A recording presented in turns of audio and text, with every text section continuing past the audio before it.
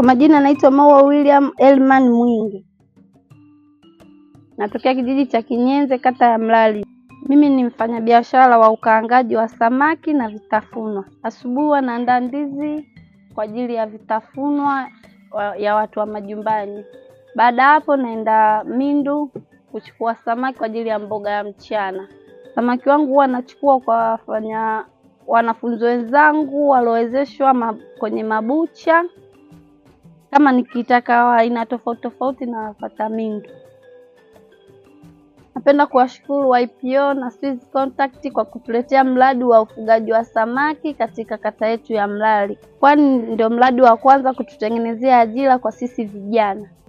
Pia napenda kuwashukuru YPO kwa kuniwezesha mtaji. Wameniwezesha kabati, karai, jalo, chujio, beseni na deli pamoja na mtaji wenyewe lita 3 na viungo.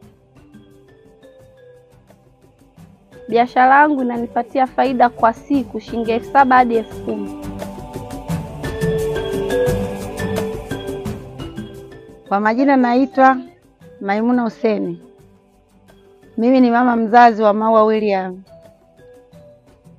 Namshukuru Mungu, mimi mama wa watoto 8. Lakini Maua mtoto wangu wa 3.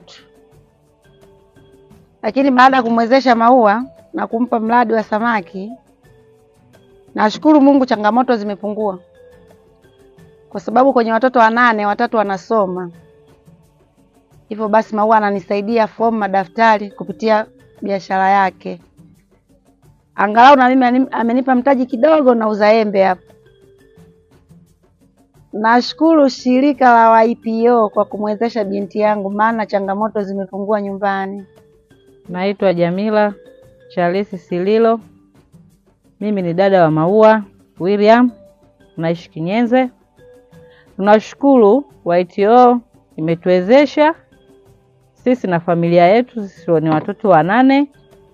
Tunamshukuru mdogo wangu kwa kupata huu mtaji, anatusaidia ndani ya familia yetu.